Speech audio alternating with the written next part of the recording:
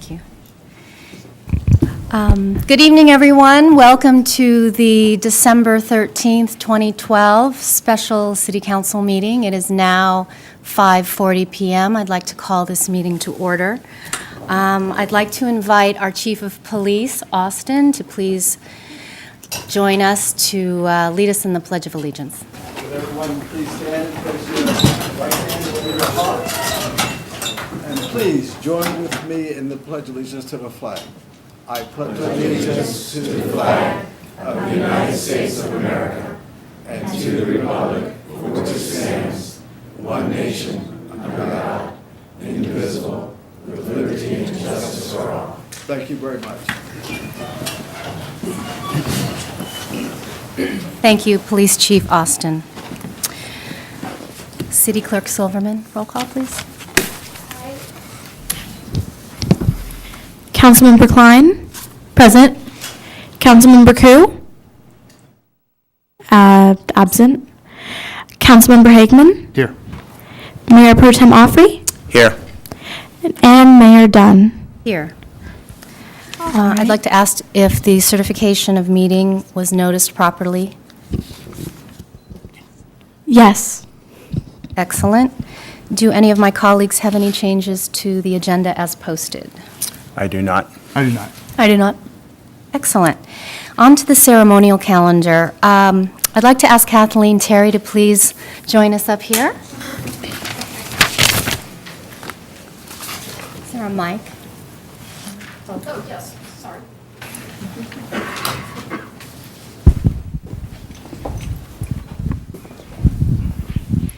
So, this has been an exciting week, as many of you experienced and witnessed. We had an amazing centennial celebration on Sunday, and many of you may know also that last week the City Council approved the centennial art piece, and it is called Lightgate. It's a wonderful piece that's interactive, and it honors our city's past, present, and future by connecting and framing what we so often take for granted to timeless Manhattan Beach icons, the horizon, and the limitless possibilities that it represents, as well as City Hall, the cradle of our civic government and the birthplace of our city.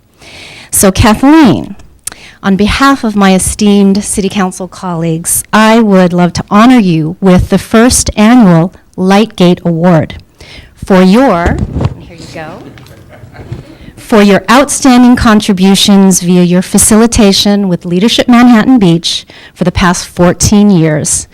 You have inspired and helped cultivate our city's leaders, making a lasting imprint and impact on our city's past, present, and future. Indeed, you are a light to our city. Thank you so much.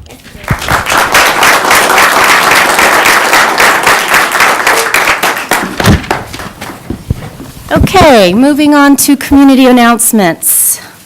We have a 1-minute time limit for anybody in the public who'd like to come forward and let us know what's going on. Anyone?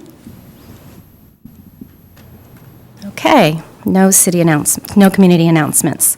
I'd like to now move on to audience participation. Would anyone like to come up for a total limit of 3 minutes? Anyone? Quiet group tonight, okay.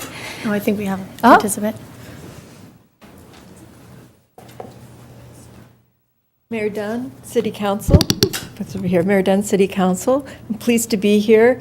And as a representative of the Leadership Manhattan Beach group, what I wanted to do, as you well know, we have selected a project, and I wanted to honor and give voice to some of the other ideas from our group that we brought forward for your consideration, maybe for the future. Electric vehicle charging station. There was a lot of interest in doing that and getting the combination between public and private locations. Greenbelt lighting, installing small, low-to-the-ground, solar-powered LED lights along the greenbelt to make it safer. Improving greenbelt access, the goat paths that are there, and actually having stairs and walkways through them starting at 2nd Street. creating a sustainable garden similar to the one that Leadership Manhattan Beach did at the post office at both the north and south intersections of Manhattan Beach Boulevard and Ardmore, replacing exercise equipment on the Greenbelt across from Vaughn's. There were several ideas about inspiring and preparing our youth. For example, purchasing and installing a Fab Lab in the city of Manhattan Beach. Fab Lab being a low-cost digital workshop equipped with laser cutters, routers, 3D scanners, and programming tools where you can make almost anything. Launching an innovation incubator for youth of Manhattan Beach, the goal being a summer school workshop to stimulate creative thinking and providing networking to the future job opportunities, providing entrepreneurial classes and programs for children, teaching them how to be entrepreneurs, a sound room, music room, and creative space for our teens and our tweens. Create and produce a one-day educational life skills workshop for teens called 10 Critical Skills You Can't Leave for College Without. Sponsoring a robotics competition in Manhattan Beach or fundraising to sponsor one at the high school. There were a couple of ideas about gardening and a science lab. So, for example, the Ladera School Habitat Manhattan Beach Butterfly Reserve, which would be converting the largest untouched, undeveloped parcel of land in Manhattan Beach to a butterfly reserve for the schools and a science habitat. A community garden along Pollywog Park. There were a lot of ideas about improving the visitor and new resident experience, including creating a downtown concierge, a digital directory at the Metlock Center, Welcome to Manhattan Beach booklet, and community engagement through Nextdoor, a social media tool. Also developing an iPhone app for Manhattan Beach that would have a walking tour with points. Improving signage in the city at different points. I see I'm running out of time, so I won't be able to make it through the whole list, but upgrading the tot lot at Live Oak Park. So there are several of these ideas that I wanted to share with you. Thank you. That has to be the most extraordinary leadership class I've ever heard about. Just and from. remarkable, truly. Remarkable. Thank you very much. So moving on to the consent calendar. Excuse me. Speaker. Just a quick community announcement. I missed the opportunity real quick there, but Mayor Dunn, Council, James Gill, a resident.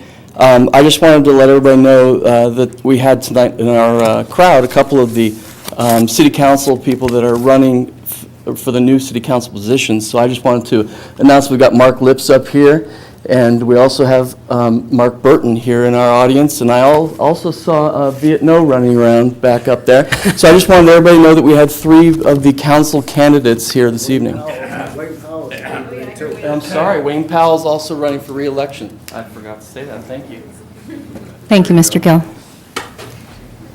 Anyone else for audience participation? Okay. Officially close audience participation. We're moving on to the consent calendar now. There are actually no items on our consent calendar as this is a special meeting. So let's just move on to the one agenda item on our general business agenda. I'd like to please ask City Manager Thomas to fill us in on this issue, please. Mayor Dunn and council members, I'd actually like to introduce Eric, who is our staff's Director of Community Development. As he has met with some of the 8 residents that live in and around the area of question, which is the corner of Manor and Marine. And they attended a meeting on the 28th of June to discuss the matter, so he'll be able to fill us in. Thank you. Good evening, Mayor Dunn, members of the council, good evening. I am Eric Webster, Director of Community Development, and the issue that we're looking at tonight involves an intersection of great concern to many of the residents in Manhattan Beach, as well as parents of Grandview Elementary School children, specifically the intersection of Marine Avenue and Manor Drive. As a point of reference for council and the audience, we have if we begin at the intersection of Highland and Marine and travel up the hill crests at the intersection of Grandview and Marine, which is a 4-way stop sign. Shortly after that, a short distance past that intersection is the intersection of Marine and Manor Drive, the intersection in question. Manor Drive is a north-south street running between 24th Place and 21st Place. It carries vehicular traffic but also has a designated walking path on its east side. This is a pedestrian artery. It's heavily traveled by students of Grandview Elementary, both to and from school, and also is the designated walking route for the city's after-school rec program, as well as travel to and from Live Oak Park, the Jocelyn Center, and other downtown destinations. This combination of heavy vehicular traffic on Marine Avenue and the high-volume pedestrian travel on Manor Drive is the basis for tonight's discussion and our research. And now I'd like to introduce as you can see, this is the traveled route from starting at Jocelyn Center up Valley, and the circle of the yellow represents the intersection where we are requesting the stop signs. At this time, I'd like to introduce our traffic engineer, Chris Merlot, who will address specifics of a traffic study conducted in that area for the council and the audience. Chris? Mayor Dunn, council members, I'd like to thank you for having me up. On July 17th, 2012, I was asked by City Council to do an investigation of the stop sign at Marina Manor. Before I go into my investigation, I'd like to talk a little bit to the graphic we have up there. The yellow line represents the foot traffic of students going to Grandview Elementary School. You can see them going along Live Oak Park all the way up Manor Drive to the school. The red lines show traffic flow into that area and crossing the walking path. So it gives you an appreciation of the main artery of foot traffic versus how all of the roads funnel into that area. So just to emphasize what was previously said. Let's see. So my investigation for a multi-way stop sign at the intersection of Manor and Marine was based on state regulation. In doing this, I utilized the stop sign warrant checklist and criteria set forth by the state. When you're looking at a multi-way stop sign, there are multiple criteria that are provided by the checklist. Protocol says that one or more must be satisfied to warrant a multi-way stop sign. So a couple of the criteria that were investigated include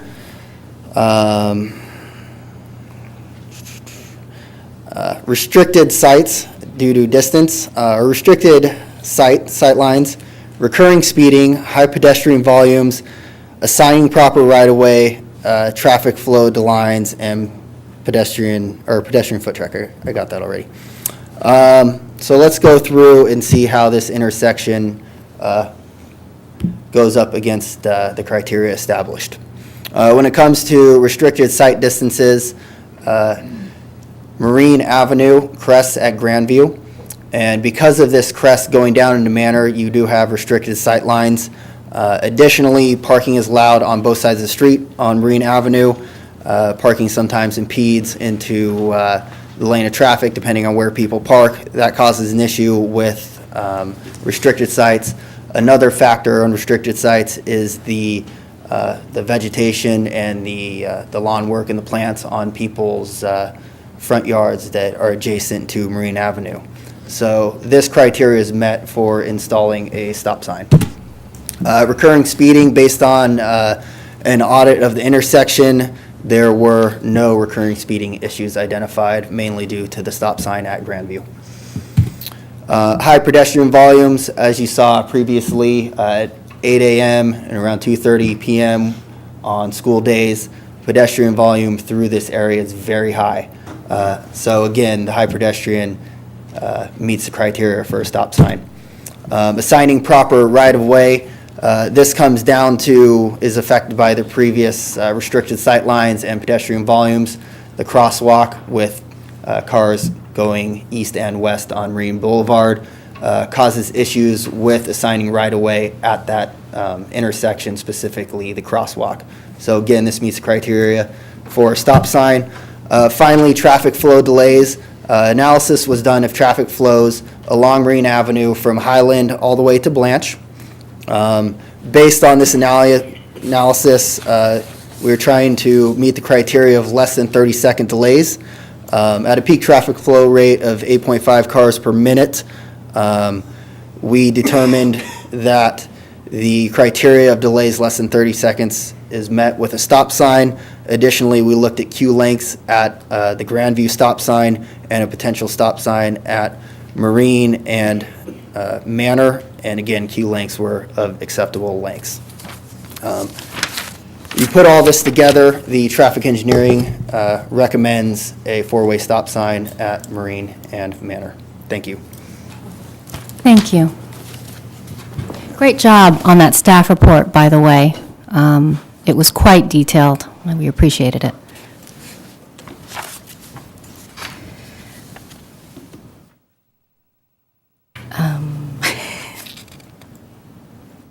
So at this point, I'd like to open it up to questions by council members.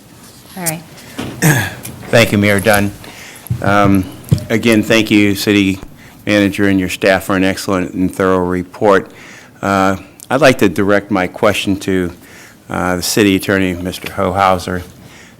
Given the fact that we now have this report in our possession, what would the city's liability exposure be if we fail to adopt this four-way stop sign? Thank you, Mayor Pro Tem Offrey. The courts have established that the emplacement of stop signs is a discretionary function of local government, and therefore the city enjoys immunity from liability. The council is able to act in its discretion in this matter. Thank you. I have a question for the Chief of Police, Chief Austin.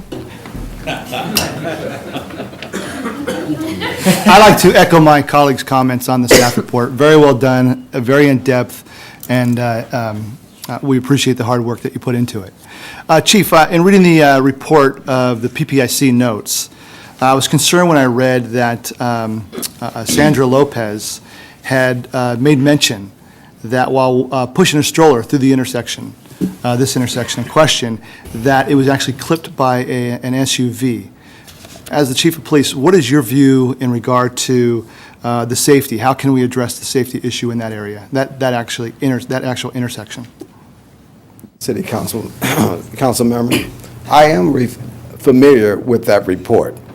Thank God there were no personal injuries or property damage given. However, there have been several close calls. We cannot have that. But it's because of a clear line of vision between the pedestrian, strollers, little kids, mothers, individuals. There is no clear line of vision with pedestrian and oncoming traffic. We have also received emails and phone calls from concerned members of the community, rightfully so. They are wondering what is going to happen at that spot.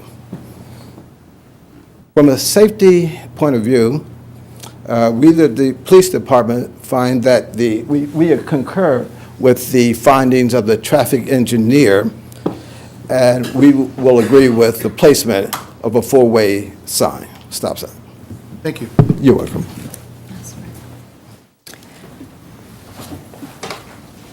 Councilmember Carly, did you have any? Okay, I do have a question that I'd like to direct to traffic engineer. Thank you, Mr. Merlot.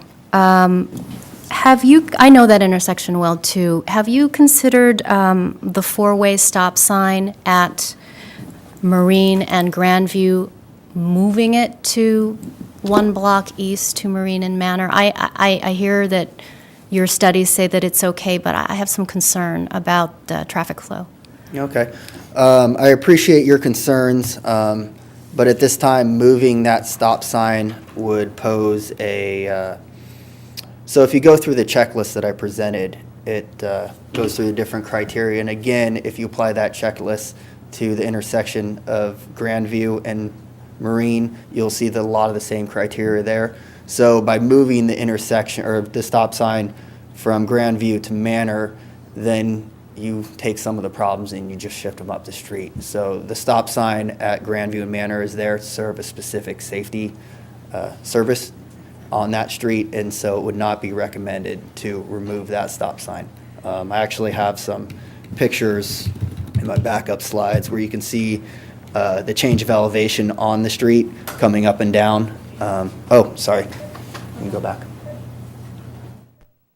So you can see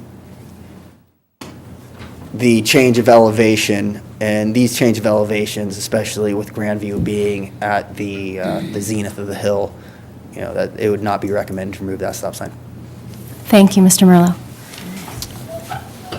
So I'd like to open up the discussion to the public at this point. Are there anyone from the public who'd like to speak?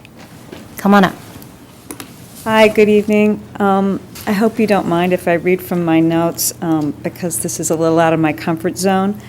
My name is Sandra King, and I have lived at the southeast corner of the intersection of Main and Marine for 3 years. I have 2 children that attend Grandview Elementary and one that is the age of 2. I felt compelled to come tonight to let you know my thoughts and those of many of my neighbors. I'm a stay-at-home mother, and I have been watching, to my horror, the terrible situation that exists outside my front door. I'm talking about the intersection of Marine and Manor. Between the months of September and June each year, in the mornings and in the afternoon dismissal from Grandview Elementary, this street crossing is a place where young children, often unattended, walk to and from school. I have seen several near misses of cars and children that are either unprepared for the intersection or just plain reckless. Although there are white lines signifying a walk path on Marine Avenue, I don't feel that they give adequate notice to the speeding vehicles to stop when children are present. And kids may look both ways before crossing the road, but oncoming cars have trouble seeing them. This may be due to the rise and the fall of the street, sunlight during the day, cars parked along the street, or trees that make it difficult to see little profiles. Cars, especially those who may be new to the area, are unaware that they need to be driving with caution. This is a recipe for a terrible tragedy, and when I saw that the traffic study was being conducted outside my home several months ago, I knew I would need to come to this meeting and say something. I live in fear that I will be a witness someday to a horrible accident. I plead with you this evening to please endorse the decision to not only install a 4-way stop sign, but also to install a flashing caution light. Thank you. Thank you very much, Mrs. King. Is there any other public comment at this time?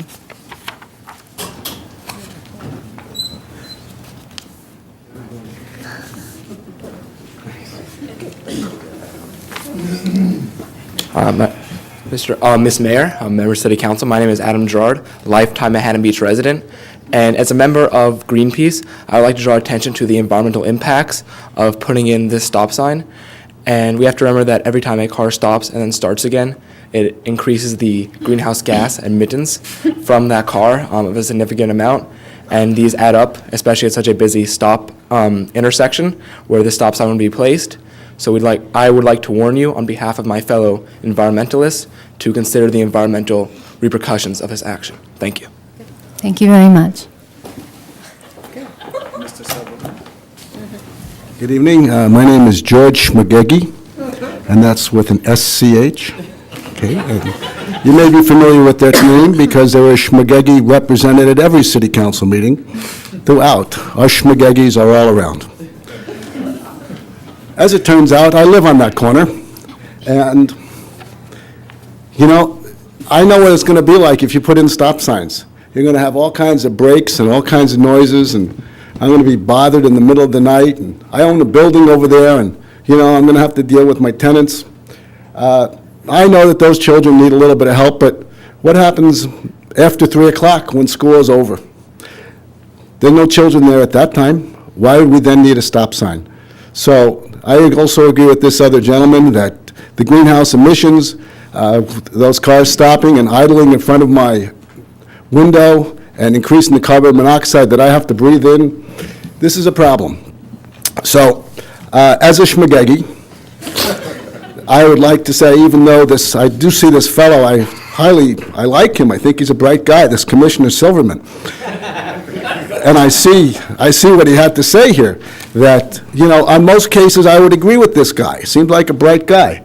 But, you know, I can't agree that we need to have stop signs, and we need to have yellow signs, and yield signs, and all this kind of stuff, okay? So please vote no on putting in four-way traffic signs. Those kids are just fine. 10 minutes. Gotta go. Probably 10 minutes, and we kind of have to speak. Yeah. Thank you very much, Mr. Shmemegi. Pardon me for butchering your name. So if that wraps up public comment, thank you all for coming down and participating. I'd like to open up the council discussion on this important topic. Well, given the excellent traffic report that was very detailed, and the fact that this stop sign may save a child's life, I have no further questions, and I am in full support of this stop sign. I have to say that I have received many emails from concerned citizens in that area, and near misses besides the one that was mentioned in the PPIC report, and I too believe that we should install the 4 stop signs at that location. I'm a parent also of a first grader at Grandview. I actually know that intersection well, and I am also wholeheartedly in support of this 4-way stop sign. When we looked at that particular map that you showed, Mr. Merlot, I really want to thank you for that, because it very clearly indicated that that is a major thoroughfare, I think one of only 3 between Rosecrans and 15th Street. Marine Avenue is the widest street that takes people up from Highland and over to the tree section. And I also know that that intersection is the very place where the main vehicular artery crosses the main pedestrian artery. And because of that, and because of the city is first and foremost about the safety of our residents, particularly children, I would like to state for the record that I am in full approval. Mayor Dunn, I'm equally concerned about the safety of our residents and children crossing this intersection going to and from Grandview School. And as a result of that, I'd like to propose a motion that we approve and accept the traffic engineer's report as written, and that we direct that the city manager immediately install a 4-way stop sign at the intersection of Marine Avenue and Manor Drive. Do I hear a second? I second. City Clerk, will you do the roll call vote? All right. Councilmember Klein? Yes, I approve. Councilmember Hagman? Yes. Mayor Pro Tem Alfrey? Yes. And Mayor Dunn? Yes. All in favor? Yes. Yes. Unanimous vote, yes. Okay. The next item on the agenda is city manager reports. There are none, and I think that wraps this up. Mayor Dunn, before we go, I'd just like to recommend that we add an agenda to the next city council meeting. I'm deeply concerned about the residents and pedestrians are going to and from all of our schools. So I'd like to have, as an agenda item, a broader discussion and direct that the city manager provide us with further guidance on other schools in Manhattan Beach. Excellent. Let's add that to the agenda, please, City Clerk. At this point in time, it is exactly 6:09 p.m. I'd like to call this City Council meeting to adjournment. Thank you all for coming.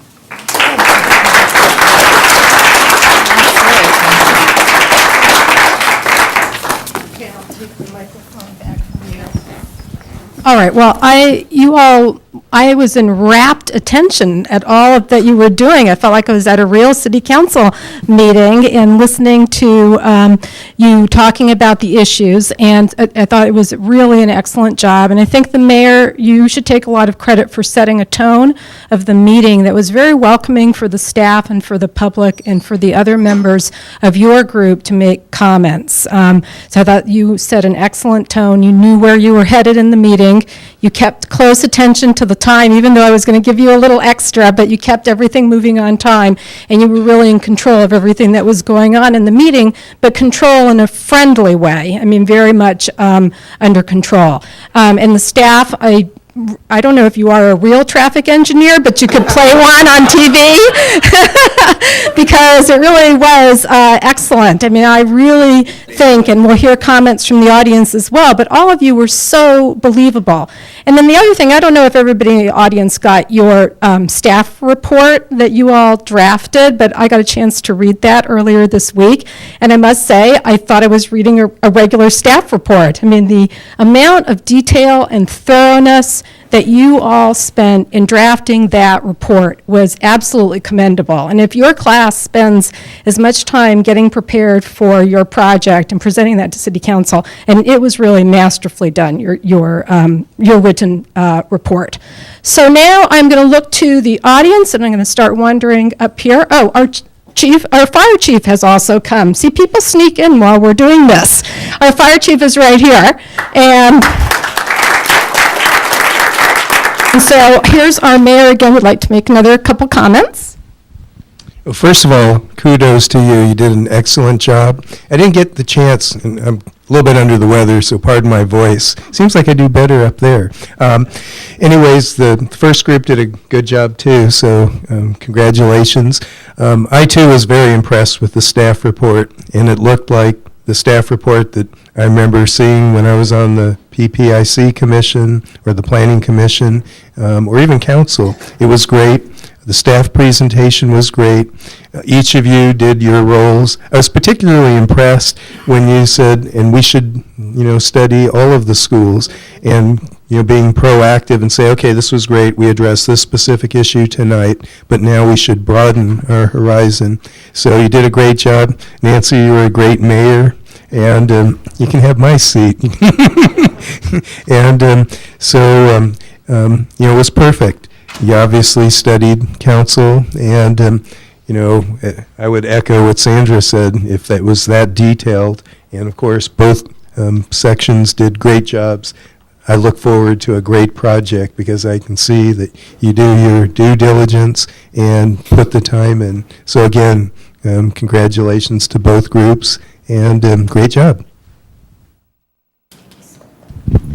I'll pile on, because that's what politicians do. Now, what was even really, everyone's saying is right. Everyone was really prepared. You all participated, which was really fun for the audience to see, and the audience participation was really good. The person who did the announcements, and when you talked about the other class projects, I was really grateful to hear all that, because that was really neat because you don't always get to hear all the other wonderful ideas. So I really appreciate that you did that. And yeah, the traffic engineer, okay, I didn't get to read the report, but I always trust Sandra. But even your delivery was so staff-like. It was incredible. But I mean, and I say that with all respect, because it's the mark of someone who knows their material. I mean, our staff knows what they're talking about, so this is the facts. Here's the facts, ma'am, and they give us the facts. But man, you knew those facts, so I think we might have to study a stop sign. I don't know, I'm hearing it. But great work, and to both groups, but really, really good work. Well, I have to echo what Amy said about the public comments on both the simulations were great, but I have to say that I thought it was the most effective use of 3 minutes that I've seen in the city council chambers in a long time, because it really got through. And then the other thing I have to comment on while I go over to David is Sophie's mastery of this whole thing here. She has really been using those buttons and masterminding who can speak and the microphones turning on, so I thought that was really great too. David. I just wanted to add to the compliments about your professionalism, your calm, and your courtesy, because many of the issues that come here are, emotion-filled. So to have your calm and your professionalism, I think really helps with those in the audience that have a lot of emotion. And I wanted to comment on that because I, too, served on the Parking and Public Improvements Commission, as did the mayor. We have two commissioners here, including, Commissioner Schmegegi.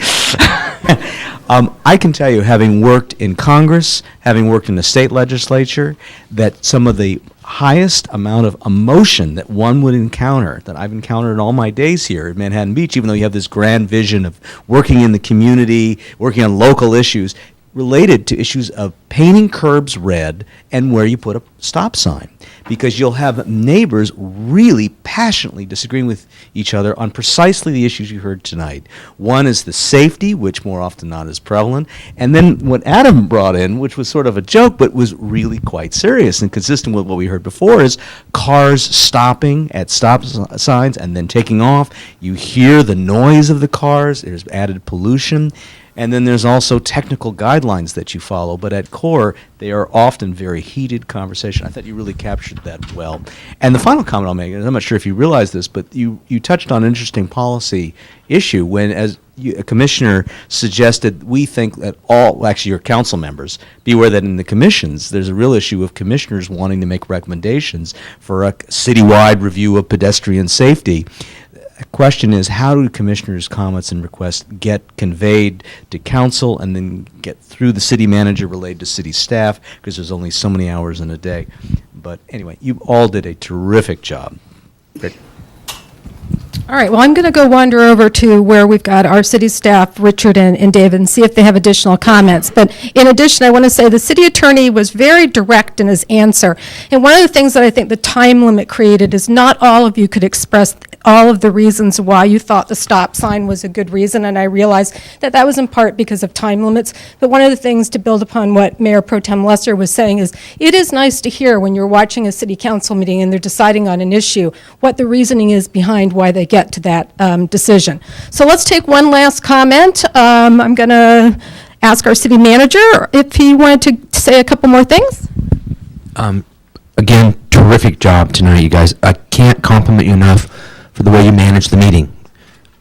Nancy, really wonderful, announcing the items as they came up so that everybody who maybe doesn't come to a council meeting every time would be able to get it, even as a first-time attendee. The compliments to the staff, those are precious and appreciated. And we've got staff members that come in and work overtime and weekends, and when they do a good job, it doesn't hurt to say so, and that was noted and appreciated. So thank you, guys. Great job, everybody. All right, and then Director Thompson, who actually is the staff member in charge of these sorts of decisions, he had a couple comments. Yeah, just real quickly. I thought everyone really played their role really well. And understand a successful meeting, for a successful meeting to happen, everyone really has to play a particular role. The council was great. City attorney, you were great. And I'm glad to hear from the city attorney and also the city manager. And of course, the department head, then the traffic engineer, and the staff people, and how that all came together. And all those things have to come together to draw a picture of what's being considered. And then the recommendation and how that recommendation was presented and also accepted by council. And I also liked the way each one of the city council members participated and gave reasons why they supported it. So I thought you guys did a good job too.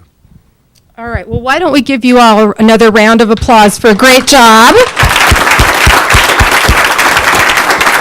And now I'm going to hand the microphone over. Oh, go ahead, Mayor.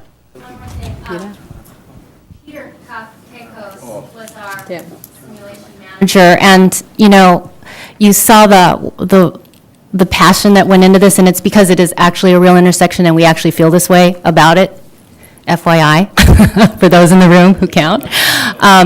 But it was not, because there was so much passion around this particular topic, it was not easy corralling us. And so Peter, he's the silent guy in the back who did a great job and spent many hours in the middle of the night pulling things together. So thank you, Peter. Okay, and I'm going to hand over the microphone to Councilwoman Haworth, who'd like to say something, and then back to Kathleen.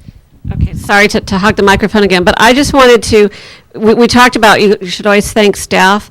There's a lot of staff here tonight who availed themselves and also made themselves available to Leadership Manhattan, and we are so lucky and grateful to have staff, and look at everyone here. So thank you, staff. Thank you, thank you. And then also, isn't Sandra Seville Jones just amazing?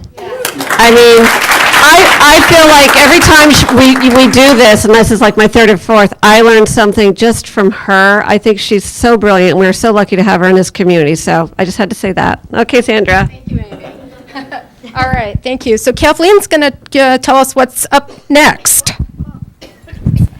Sage, you learned something? Yeah.